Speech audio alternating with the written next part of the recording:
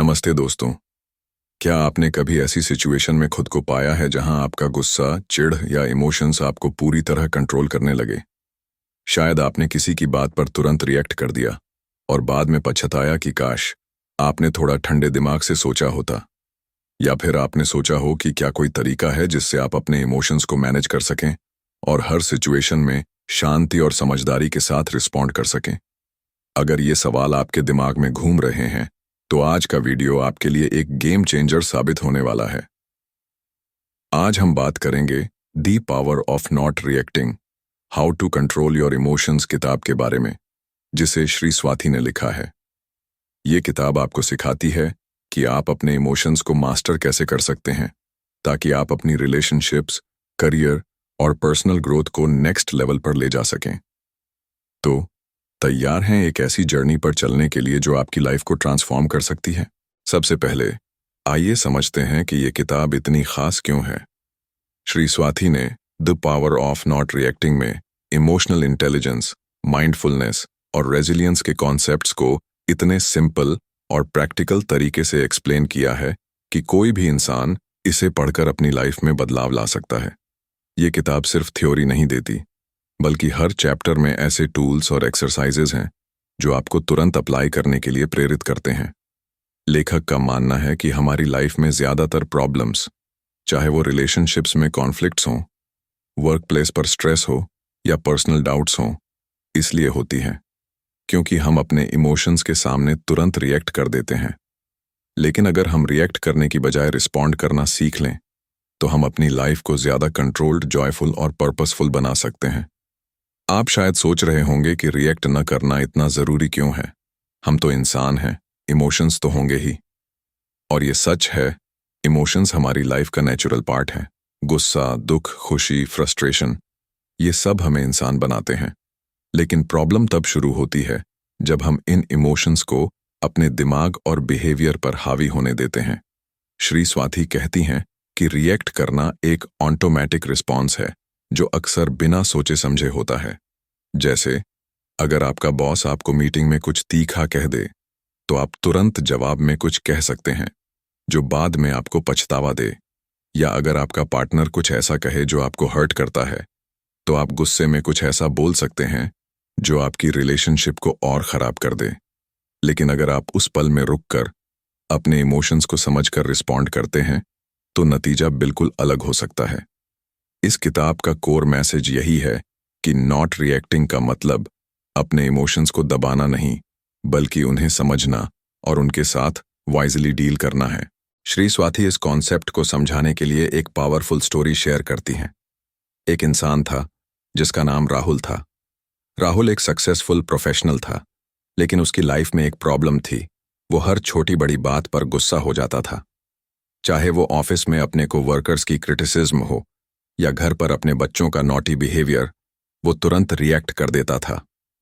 एक बार ऑफिस में उसके बॉस ने उसकी प्रेजेंटेशन को क्रिटिसाइज किया। राहुल ने तुरंत डिफेंसिव होकर जवाब दिया, आप मेरे काम को कभी वैल्यू नहीं करते। इस जवाब ने मीटिंग का माहौल और खराब कर दिया।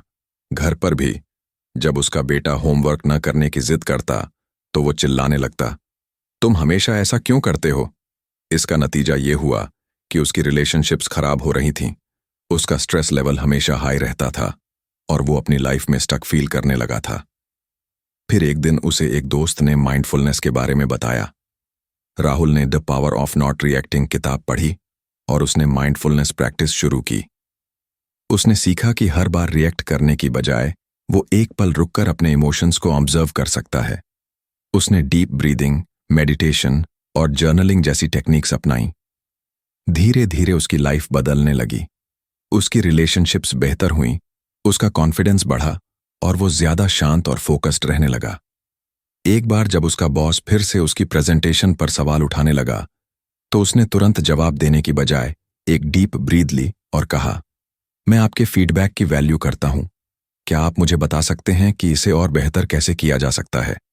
इस रिस्पॉन्स ने न सिर्फ माहौल को लाइट किया, बल्कि उसके बॉस ने भी उसकी प्रोफेशनलिज्म की तारीफ की।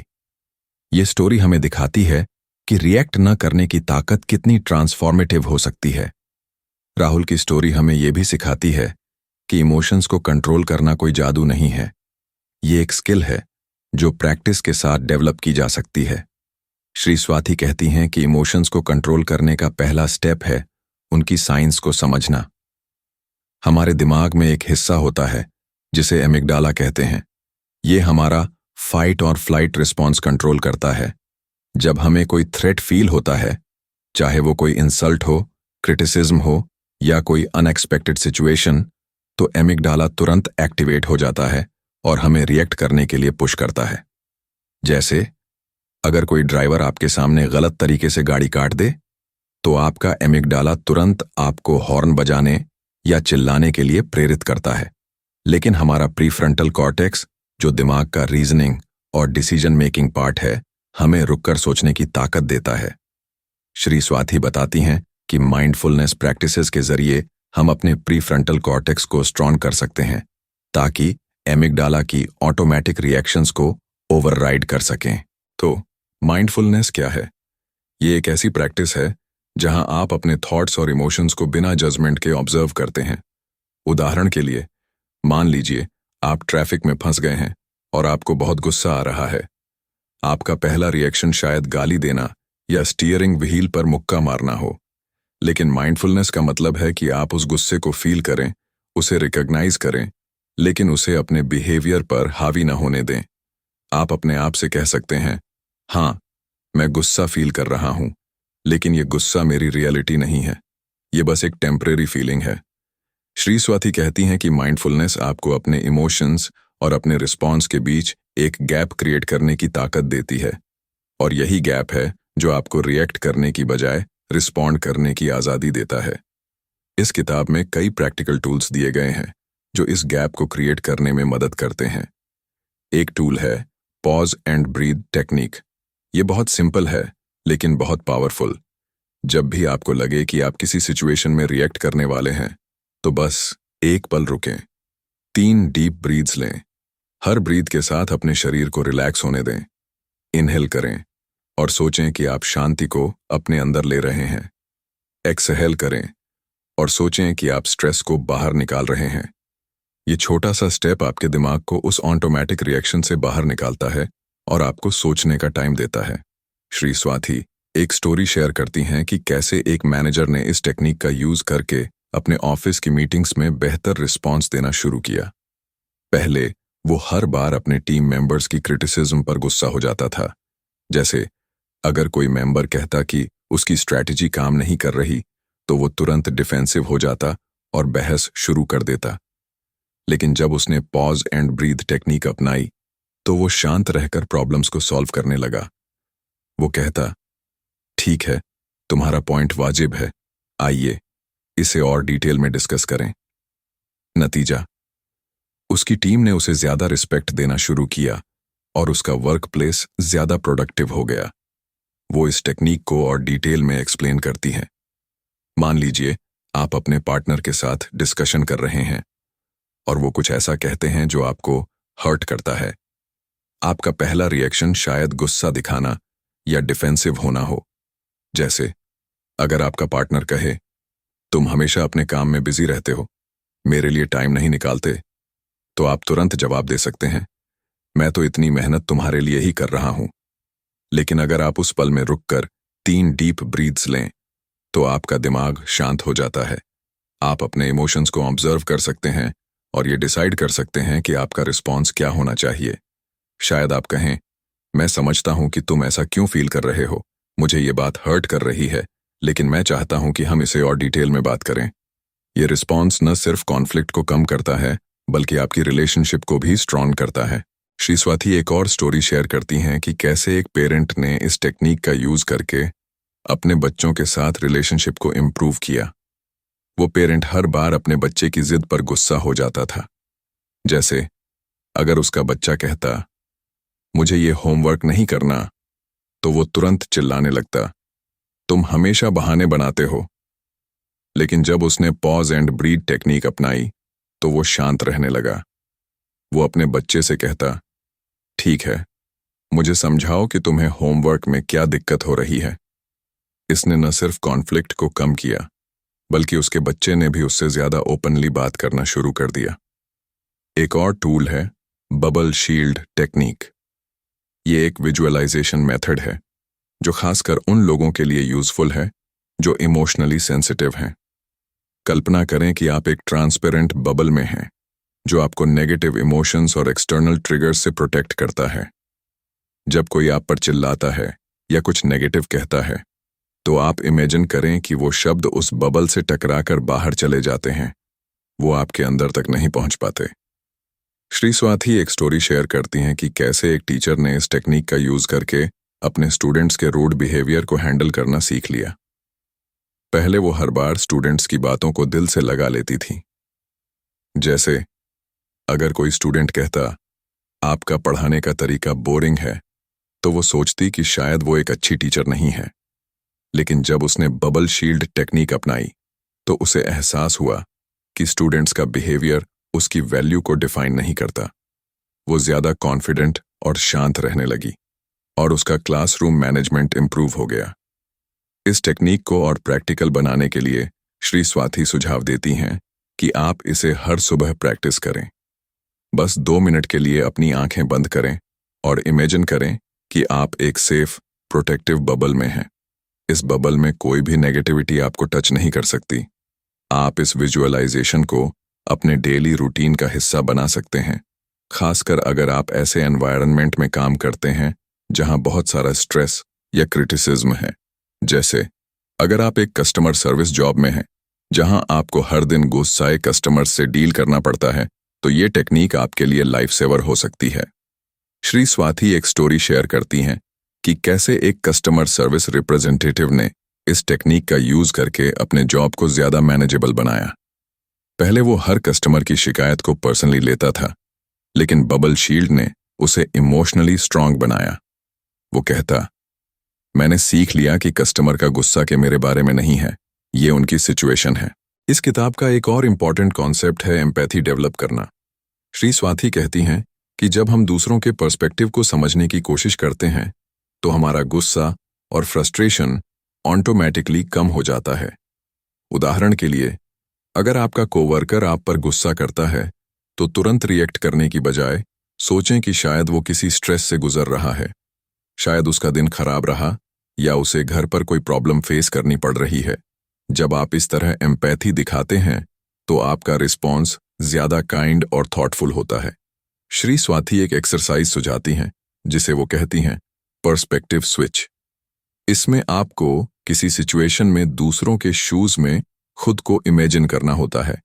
आप अपने आप से सवाल पूछते हैं, जैसे इस इंसान ने ऐसा क्यों कहा, उनके लिए ये सिचुएशन कैसी होगी। ये एक्सरसाइज आपको इमोशंस को पर्सनली लेने से रोकती है और आपको ज्यादा समझदारी से रिस्पॉन्ड करने में मदद करती है।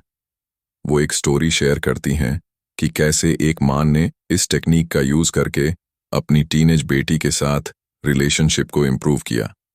उसकी बेटी हर बात पर बहस करती थी और वो मां हर बार गुस्से में रिएक्ट कर देती थी।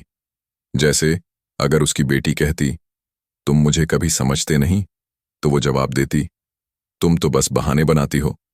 लेकिन जब उसने पर्सपेक्टिव स्विच एक्सरसाइज शुरू की तो उसे एहसास हुआ कि उसकी बेटी टीनेज के स्ट्रेस और प्रेशर से गुजर रही थी। उसने अपनी बेटी की बातों को सुनना शुरू किया और एम्पैथी के साथ रिस्पॉन्ड करना शुरू किया। जैसे वो कहती, मुझे बताओ तुम क्या फील कर रही हो, मैं तुम्हें समझना चाहती हूँ। इस छोटे से चेंज ने उनकी रिलेशनशिप में बहुत बड़ा डिफरेंस बनाया। उनकी बेटी ज्यादा ओपन होने लगी और उनका बॉन्ड स्ट्रांग हो गया। श्री स्वाति एक और स्टोरी शेयर करती हैं कि कैसे एक स्टूडेंट ने इस टेक्निक का यूज करके अपने टीचर के साथ कॉन्फ्लिक्ट को सॉल्व किया। वो स्टूडेंट अपने टीचर की सख्ती से बहुत फ्रस्ट्रेटेड था। उसे लगता था कि टीचर उसे टारगेट करता है। लेकिन जब उसने पर्सपेक्टिव स्विच एक्सरसाइज की तो उसे एहसास हुआ कि उसका टीचर शायद इसलिए सख्त है क्योंकि वो चाहता है कि स्टूडेंट्स सक्सेसफुल हों। उसने अपने टीचर से ओपनली बात की और अपने फीलिंग्स शेयर किए। टीचर ने उसकी बात सुनी और उसकी सिचुएशन को समझा। इसने उनके बीच का टेंशन कम किया और उनकी कम्युनिकेशन बेहतर हो गई। इस किताब में रेजिलियंस डेवलप करने पर भी बहुत जोर दिया गया है। श्री स्वाति कहती हैं कि रेजिलियंस का मतलब है कि आप लाइफ के चैलेंजेस को फेस करने की ताकत रखते हैं बिना अपने इमोशंस में डूबे। वो एक टेक्निक सुझाती हैं जिसे वो कहती हैं पावर लिस्ट। इसमें आपको एक लिस्ट बनानी होती है जिसमें आप अपनी स्ट्रेंथ्स और पास्ट अचीवमेंट्स लिखते हैं। जैसे आप लिख सकते हैं कि आपने कैसे अपने पहले जॉब इंटरव्यू को क्रैक किया था या कैसे आपने एक मुश्किल फाइनेंशियल सिचुएशन को हैंडल किया था। जब भी आपको लगे कि आप किसी सिचुएशन में ओवरवेल्म्ड हो रहे हैं तो आप इस लिस्ट को पढ़ें। ये आपको याद दिलाता है कि आप कितने स्ट्रांग हैं और आपने पहले भी मुश्किल सिचुएशंस को हैंडल किया है। वो एक स्टोरी शेयर करती हैं कि कैसे एक बिजनेसमैन ने इस टेक्निक का यूज करके अपने फाइनेंशियल क्राइसिस को फेस किया। उसका बिजनेस डाउन जा रहा था और वो हर दिन स्ट्रेस में डूबा रहता था। उसे लगता था कि वो फेल हो जाएगा, लेकिन जब उसने अपनी पावर लिस्ट बनाई तो उसे एहसास हुआ कि उसने पहले भी कई बार मुश्किल सिचुएशंस को हैंडल किया था। उसने अपनी लिस्ट में लिखा कि कैसे उसने अपने पहले क्लाइंट को साइन किया था और कैसे उसने एक बार अपने बिजनेस को जीरो से शुरू किया था। इस लिस्ट ने उसे कॉन्फिडेंस दिया और उसने नए स्ट्रैटेजीज अपनाकर अपने बिजनेस को रिवाइव कर लिया। वो कहती हैं कि ये टेक्निक आपको आपके इनर स्ट्रेंथ से कनेक्ट करती है और आपको रेजिलिएंट बनाती है। श्री स्वाति एक और टेक्निक सुझाती हैं जिसे वो कहती हैं ग्रैटिट्यूड रिवायर। इसमें आपको हर दिन 3 चीजें लिखनी होती हैं जिनके लिए आप ग्रेटफुल हैं। ये छोटी छोटी चीजें हो सकती हैं, जैसे आपके पास एक कप कॉफी है या आपका फेवरेट गाना रेडियो पर बजा। श्री स्वाति कहती हैं कि ग्रैटिट्यूड आपके दिमाग को रिवायर करता है और आपको नेगेटिव थॉट्स से दूर रखता है। वो एक स्टोरी शेयर करती हैं कि कैसे एक माँ ने इस टेक्निक का यूज करके अपनी डेली लाइफ में पीस लाया। वो माँ हर दिन अपने बच्चों और जॉब के बीच जूझ रही थी। उसे लगता था कि वो कभी भी अपने लिए टाइम नहीं निकाल पाती, लेकिन जब उसने ग्रैटिट्यूड रिवायर शुरू किया तो उसे एहसास हुआ कि वो छोटी छोटी चीजों में भी पीस फील कर सकती है, जैसे अपने बच्चों के साथ स्टोरी टाइम या सुबह की कॉफी। इसने उसे ज्यादा ग्रेटफुल और प्रेजेंट बनाया। इस किताब का एक और खास पहलू है इसका फोकस प्रेजेंट मोमेंट पर। श्री स्वाति कहती हैं कि ज्यादातर समय हम या तो पास्ट के बारे में ओवरथिंक करते हैं या फ्यूचर की चिंता करते हैं, लेकिन असल में हमारी पावर प्रेजेंट मोमेंट में होती है। वो एक एक्सरसाइज सुझाती हैं जिसे वो कहती हैं ग्राउंडिंग मूवमेंट। इसमें आपको अपने आसपास की चीजों पर फोकस करना होता है। जैसे अगर आप स्ट्रेस्ड फील कर रहे हैं तो अपने आसपास की 5 चीजें देखें, 4 चीजें टच करें, 3 चीजें सुनें, 2 चीजें स्मेल करें और 1 चीज टेस्ट करें। ये एक्सरसाइज आपके दिमाग को प्रेजेंट में लाती है और आपके स्ट्रेस को कम करती है।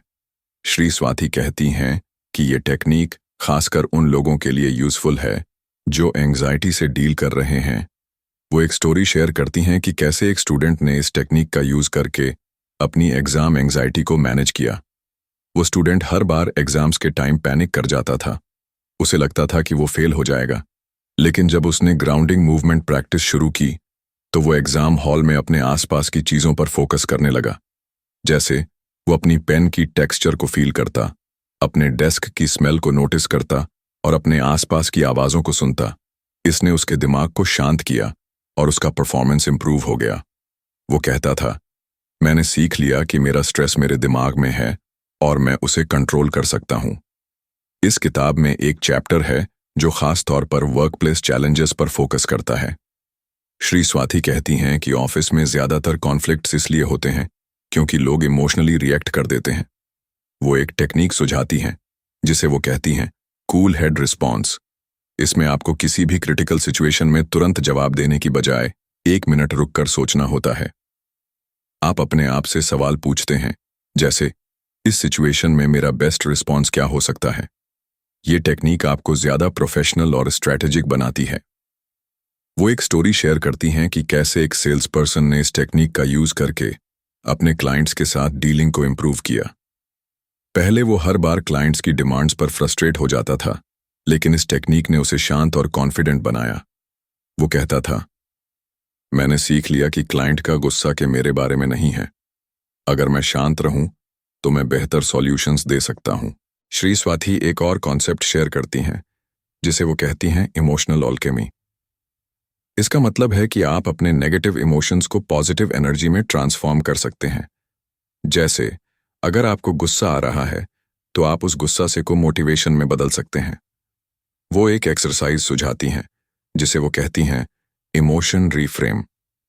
इसमें आपको अपने नेगेटिव इमोशन को लिखना होता है और फिर उसे एक पॉजिटिव इंटेंशन में रीफ्रेम करना होता है। जैसे अगर आप लिखते हैं मुझे अपने बॉस पर गुस्सा आ रहा है क्योंकि वो मेरे काम की वैल्यू नहीं करता, तो आप इसे रीफ्रेम कर सकते हैं जैसे मैं अपने काम को और बेहतर बनाऊंगा ताकि मेरी वैल्यू हर किसी को दिखे। ये टेक्निक आपके इमोशंस को एक प्रॉब्लम से एक सॉल्यूशन में बदल देती है। वो एक स्टोरी शेयर करती हैं कि कैसे एक आर्टिस्ट ने इस टेक्निक का यूज करके अपने क्रिएटिव ब्लॉक को ओवरकम किया। वो आर्टिस्ट अपनी पेंटिंग्स की क्रिटिसिज्म से बहुत डिमोटिवेटेड हो गया था। उसे लगता था कि वो कभी अच्छा आर्टिस्ट नहीं बन सकता। लेकिन जब उसने इमोशन रीफ्रेम टेक्निक अपनाई तो उसने अपने डाउट्स को मोटिवेशन में बदला। उसने सोचा मैं हर क्रिटिसिज्म को एक लर्निंग अपॉर्चुनिटी के तौर पर लूंगा। इस माइंडसेट ने उसे और क्रिएटिव बनाया और उसकी पेंटिंग्स को गैलरी में शोकेस किया गया। इस किताब में एक और खास चैप्टर है जो रिलेशनशिप्स पर फोकस करता है। श्री स्वाति कहती हैं कि रिलेशनशिप्स में ज्यादातर प्रॉब्लम्स इसलिए होती हैं क्योंकि हम इमोशनली रिएक्ट कर देते हैं। वो एक टेक्निक सुझाती हैं जिसे वो कहती हैं माइंडफुल लिसनिंग। इसमें आपको अपने पार्टनर, फ्रेंड या फैमिली मेंबर की बात को पूरी तरह सुनना होता है, बिना इंटरप्ट किए या तुरंत रिएक्ट किए। आप उनके वर्ड्स, टोन और बॉडी लैंग्वेज पर फोकस करते हैं। ये टेक्निक आपको उनके पर्सपेक्टिव को बेहतर समझने में मदद करती है। वो एक स्टोरी शेयर करती हैं कि कैसे एक कपल ने इस टेक्निक का यूज करके अपनी मैरिज को स्ट्रॉन्ग किया। पहले वो हर छोटी बात पर बहस करते थे, लेकिन जब उन्होंने माइंडफुल लिसनिंग शुरू की तो उनकी कम्युनिकेशन इंप्रूव हो गई। इस किताब का एक और इम्पॉर्टेंट मैसेज है कि इमोशंस को कंट्रोल करना का मतलब उन्हें इग्नोर करना नहीं है। श्री स्वाति कहती हैं कि अपने इमोशंस को एक्नॉलेज करना बहुत जरूरी है। अगर आप गुस्सा फील कर रहे हैं तो उसे दबाने की कोशिश न करें, बल्कि उसे रिकॉग्नाइज करें। अपने आप से कहें, हाँ, मैं गुस्सा फील कर रहा हूं और ये नॉर्मल है, लेकिन इसके बाद उस गुस्सा को अपने रिस्पॉन्स पर हावी न होने दें। वो एक स्टोरी शेयर करती हैं कि कैसे एक पेरेंट ने इस अप्रोच को अपनाकर अपने बच्चों के साथ रिलेशनशिप को इम्प्रूव किया। वो पेरेंट हर बार अपने बच्चों के नॉटी बिहेवियर पर गुस्सा जाता था, लेकिन जब उसने अपने इमोशंस को एक्नॉलेज करना शुरू किया तो वो ज्यादा पेशेंट और अंडरस्टैंडिंग बन गया। उसने अपने बच्चों के साथ ज्यादा क्वालिटी टाइम स्पेंड करना शुरू किया और उनका बॉन्ड स्ट्रांग हो गया। इस किताब का एक और खास पहलू है इसका फोकस इनर पीस पर। श्री स्वाति कहती हैं कि जब आप रिएक्ट करना बंद कर देते हैं तो आप अपने दिमाग को एक तरह की आज़ादी देते हैं। आप वो एनर्जी जो गुस्सा, फ्रस्ट्रेशन या एंग्जाइटी में वेस्ट होती थी, उसे अपने गोल्स और ड्रीम्स की ओर डाइवर्ट कर सकते हैं। वो एक एक्सरसाइज सुझाती हैं जिसे वो कहती हैं पीस जर्नल। इसमें आपको हर दिन 5 मिनट निकालकर उन पलों को लिखना होता है जब आपने शांति और कंट्रोल फील किया। जैसे शायद आपने अपने बॉस की क्रिटिसिज्म को शांति से लिया या अपने पार्टनर के साथ डिस्कशन को पॉजिटिवली हैंडल किया। ये जर्नल आपको अपनी प्रोग्रेस को ट्रैक करने में मदद करता है और आपको मोटिवेट करता है। वो एक स्टोरी शेयर करती हैं कि कैसे एक माँ ने इस टेक्निक का यूज करके अपनी डेली लाइफ में पीस लाया। वो माँ हर दिन अपने बच्चों और जॉब के बीच जूझ रही थी। उसे लगता था कि वो कभी भी अपने लिए टाइम नहीं निकाल पाती, लेकिन जब उसने पीस जर्नल शुरू किया तो उसे एहसास हुआ कि वो छोटी छोटी चीजों में भी पीस फील कर सकती है, जैसे अपने बच्चों के साथ स्टोरी टाइम या सुबह की कॉफी। इसने उसे ज्यादा ग्रेटफुल और प्रेजेंट बनाया। तो दोस्तों, the power of not reacting सिर्फ एक किताब नहीं है, ये एक लाइफ चेंजिंग गाइड है। ये आपको सिखाती है कि आप अपने इमोशंस को मास्टर करके अपनी रिलेशनशिप्स, करियर और पर्सनल ग्रोथ को नेक्स्ट लेवल पर ले जा सकते हैं। अगर आप अपनी लाइफ में ज्यादा शांति, क्लैरिटी और इरादा चाहते हैं तो ये किताब आपके लिए मस्ट रीड है। तो अब आप मुझे बताइए, क्या आपने कभी ऐसी सिचुएशन फेस की है जहां आपने रिएक्ट करने की बजाय शांति से रिस्पॉन्ड किया? कमेंट में शेयर करें और अगर आपको ये वीडियो पसंद आया तो लाइक, शेयर और सब्सक्राइब करना न भूलें। अगले वीडियो में फिर मिलते हैं। तब तक अपनी लाइफ में थोड़ा सा पीस और माइंडफुलनेस ऐड करें। नमस्ते।